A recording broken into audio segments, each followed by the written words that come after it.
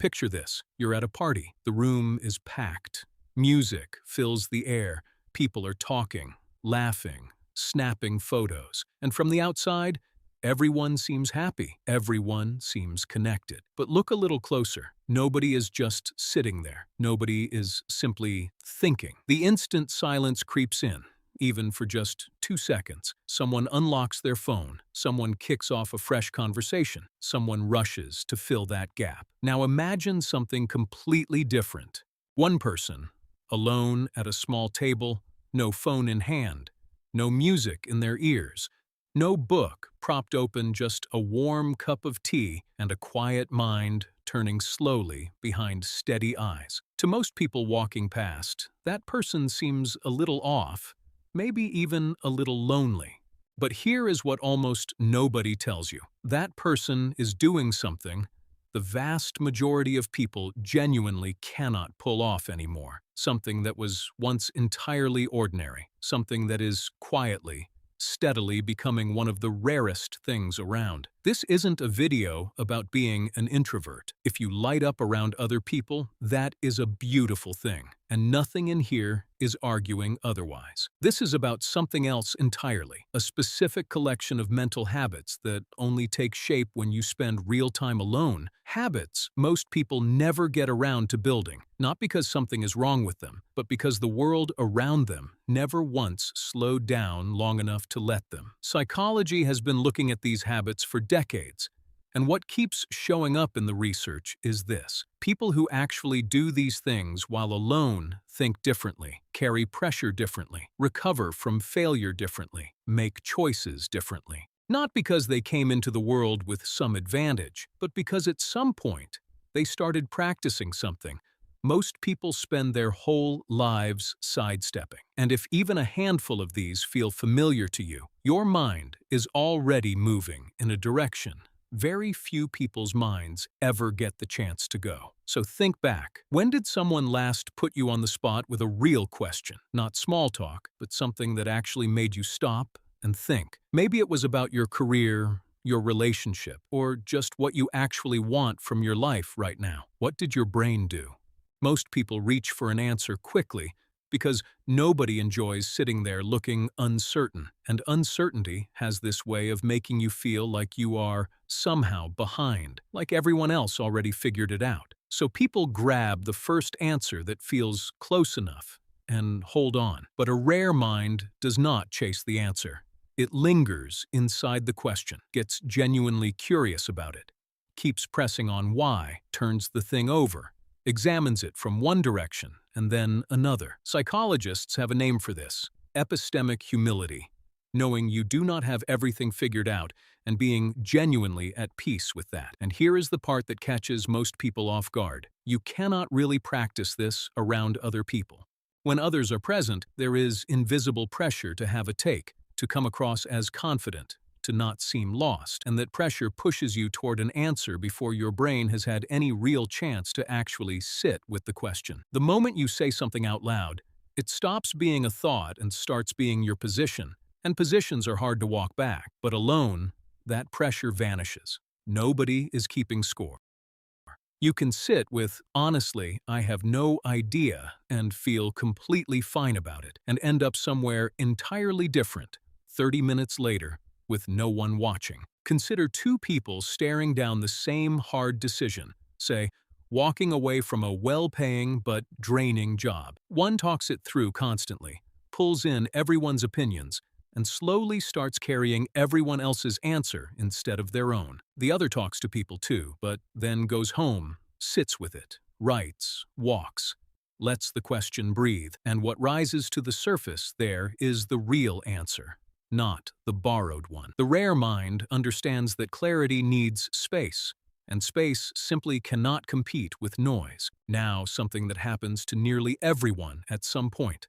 You feel angry, and suddenly you are not a person experiencing anger. You are anger itself. It occupies every corner of your head. Or anxiety shows up, and within minutes, it is not a feeling anymore. It is a verdict, a whole story about how everything is about to fall apart. Most people live inside that loop on a regular basis, and it is exhausting. A rare mind develops something different, the ability to feel the emotion and observe it at the same time, not suppress it, not push it underground.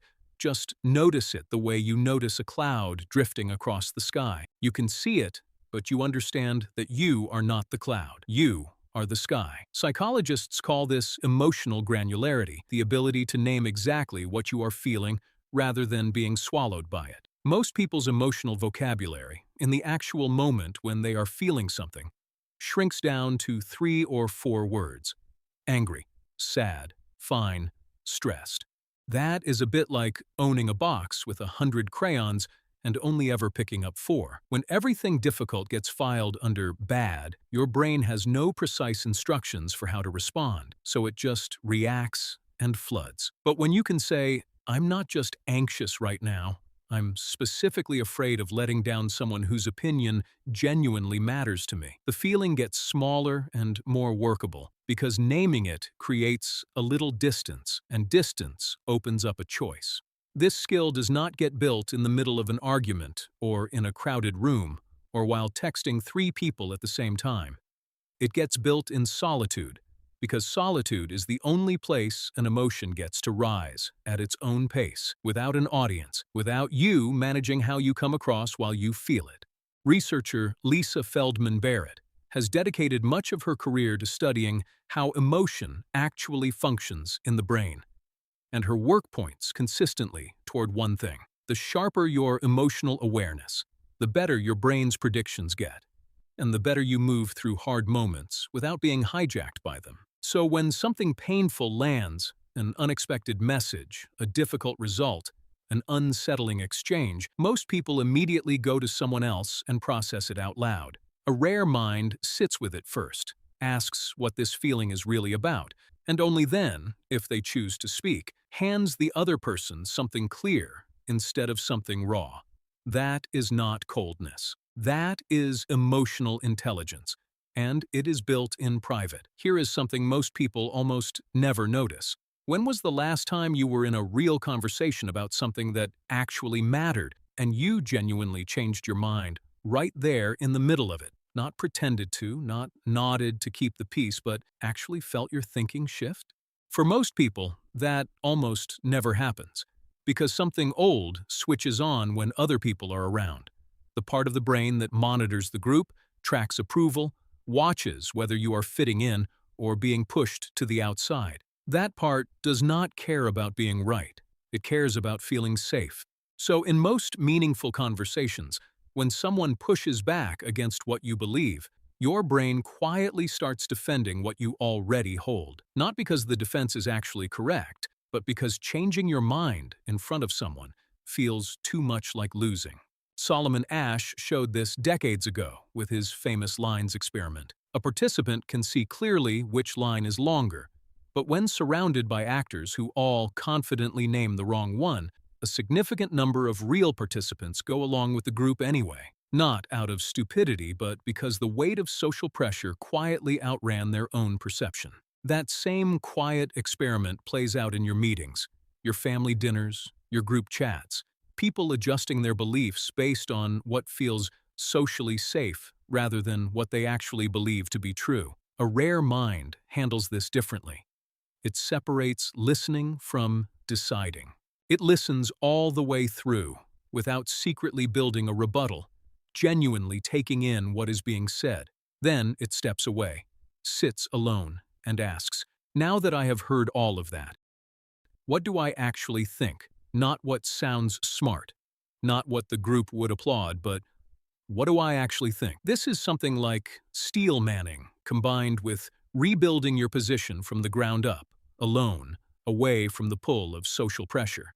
Sometimes you land back in the same place, but the belief is stronger now because it has been tested. Sometimes you quietly realize you were off, and you update, not publicly, not dramatically, just honestly, on the inside. That is a kind of intellectual honesty almost no one gets to see because it happens behind closed doors, and it is one of the clearest mark of a genuinely rare mind. Confident, yes, but also genuinely willing to be wrong. If you have made it this far, there's a good chance something in here is landing. Not in a painful way, more like recognition, like hearing a name for something you have always sensed but never had words for. There might also be a quieter discomfort sitting underneath that, a realization that you have not actually spent real time alone in a while, not without your phone nearby, not without music filling the room, not without something moving into the silence the moment it shows up. Maybe it has been days, maybe it has been weeks, maybe you genuinely cannot remember the last time you sat with your own thoughts without immediately reaching for a replacement. If that is where you are, hear this clearly. That is not a character flaw. That is not proof that something is wrong with you, or that you are somehow weaker than you should be. That is the default setting of the modern world. Every app, every notification, every autoplay function, every algorithm behind every screen is engineered to make sure you never have to sit with yourself. Not because of some larger plot, but because your attention has real monetary value. And the moment you feel bored, you are reachable, and someone will always step into that space, if you do not. So the discomfort of being alone with your own mind is not your weakness. It is the natural result of living inside a system that profits from keeping you distracted. The rare minds we are talking about were not born different. They are rare because at some point, they stopped handing every quiet moment over to the world and started keeping some of those moments for themselves. That is all any of this is. Not a personality type, not some gift you either have or you don't, but a practice.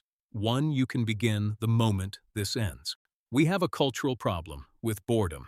Somewhere in the past couple of decades, it became something to solve immediately, something that signals you are falling behind if you let it linger. So we filled every commute, every waiting room, every quiet stretch between tasks, and in doing so, we quietly cut off something the brain genuinely depends on. When your brain is not locked onto a task, it does not go blank. It activates something called the default mode network, which is essentially the brain's background processing system. This network pulls old memories toward new ideas, rehearses conversations that have not happened yet, works through emotional experiences that have not fully settled, generates creative solutions to problems you stopped consciously thinking about, and builds your sense of who you are. In other words, the most meaningful thinking your brain does, it does when you are doing nothing. And we stopped doing nothing. Neuroscientist Marcus Rachel, who first mapped this network, found it to be the brain's most metabolically expensive system, meaning the brain burns enormous energy to run it, which means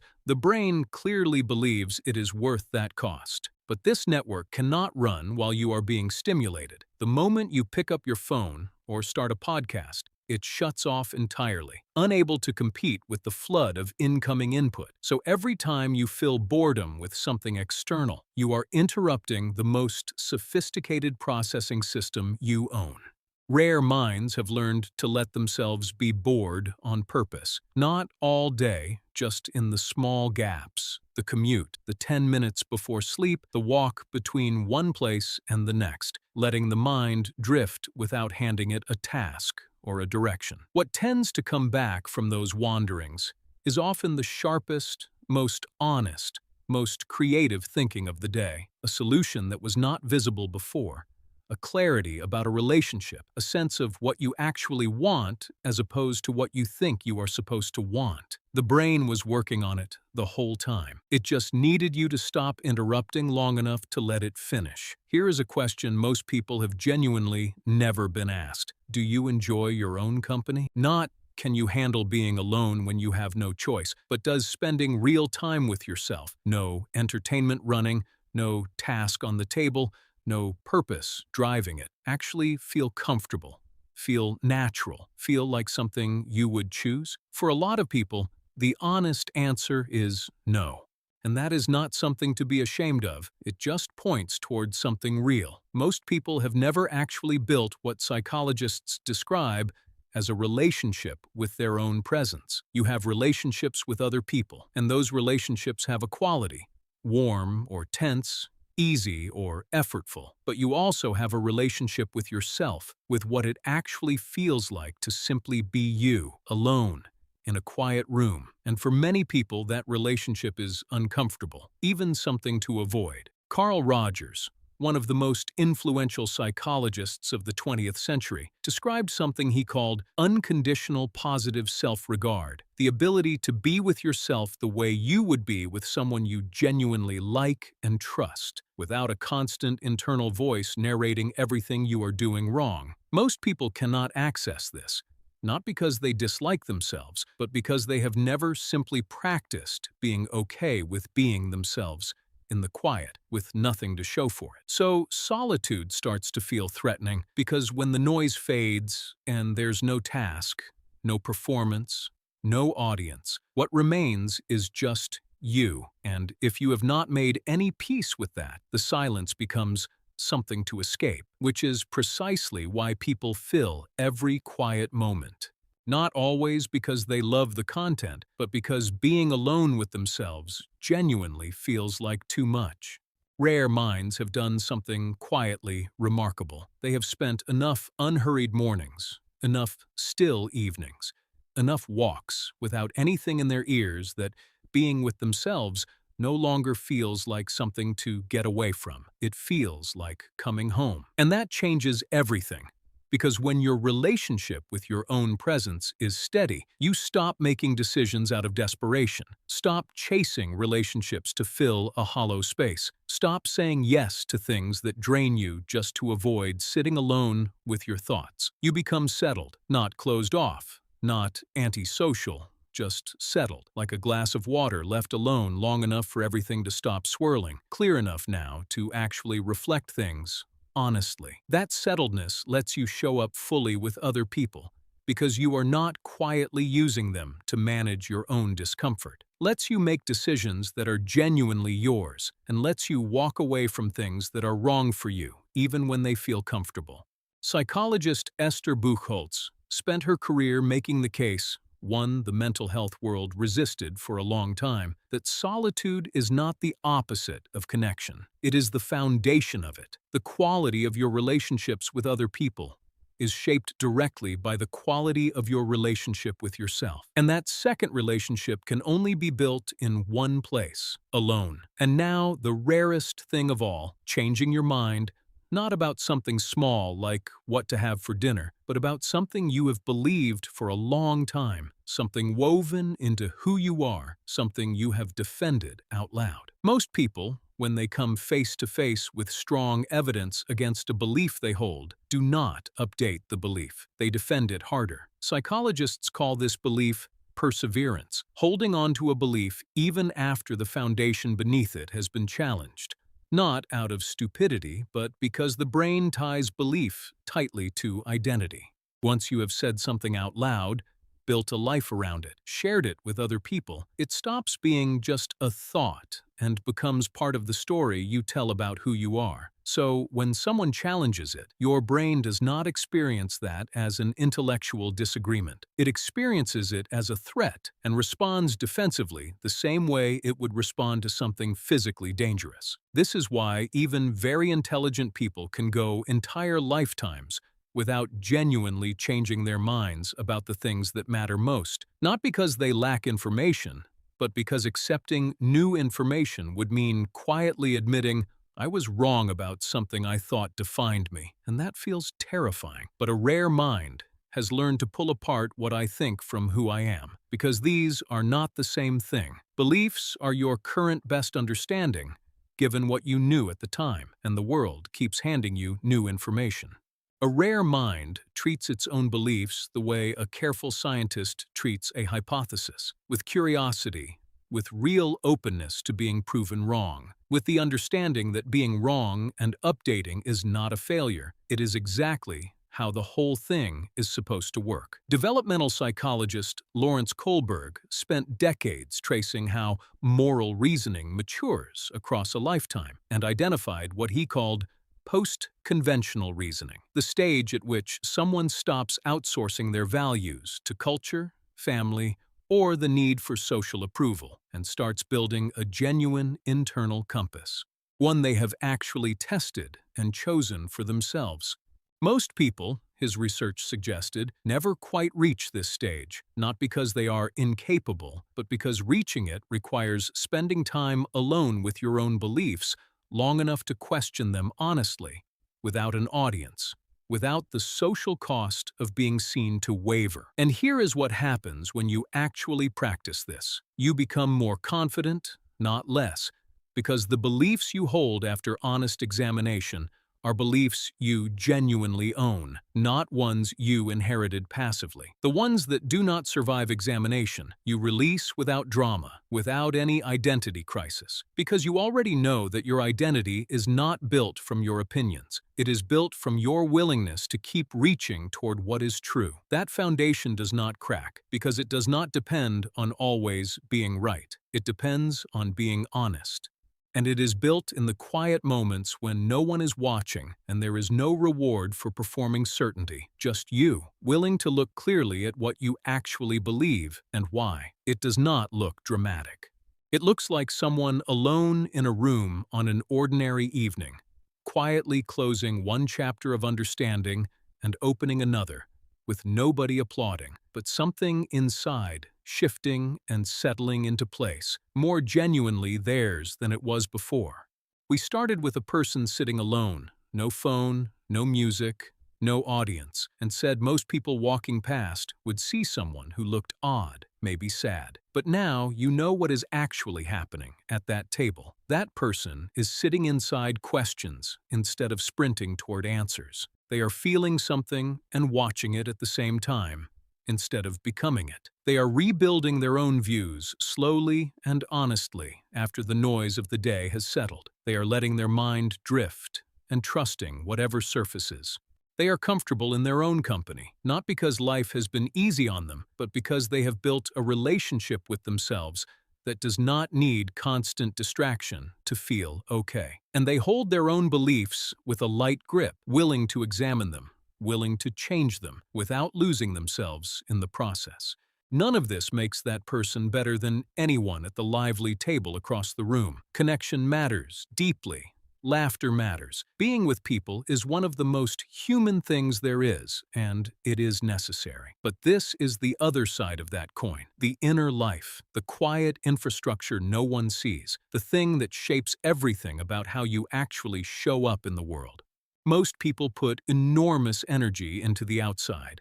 Appearance, reputation, productivity, their presence on every screen. But very few invest in this, in the quiet, in the relationship with their own mind. And that gap between outer investment and inner development is exactly where the rarity lives.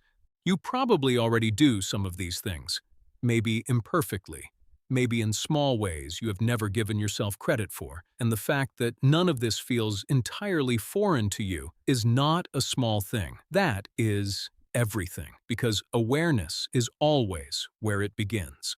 Not a dramatic overhaul, not a new habit starting tomorrow, just seeing clearly something you could not quite make out before. So here is a question to carry with you, not as a call to action, but as something honest. When was the last time you gave your mind the one thing it cannot find anywhere else? Quiet, space, solitude, without guilt, not hours, not a retreat, just a few minutes today that belonged entirely to you, because every bit of depth and clarity and genuine confidence we have talked about grows in that space, the space most people are far too busy to protect. Take care of your mind. It is the only one you have, and it is quietly, genuinely rarer than you think.